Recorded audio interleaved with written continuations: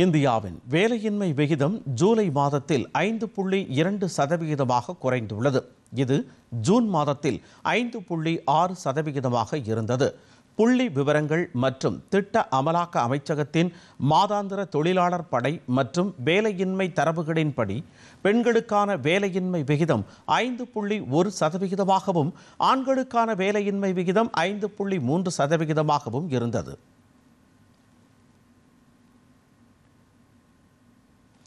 நடப்பு நிதியாண்டின் ஏப்ரல் முதல் ஜூன் வரையிலான காலகட்டத்தில் 15 வயது மற்றும் அதற்கு மேற்பட்ட பெண்கள் மற்றும் ஆண்களுக்கான வேலையின்மை விகிதம் 5.4% இருந்தது. முதல் காலாண்டில் நகர்ப்புறங்களில் காணப்பட்ட 6.8% ஒப்பிடும் பொழுது ஒட்டுமொத்த கிராமப்புற வேலையின்மை விகிதம் 4.8% குறைவாக இருந்தது.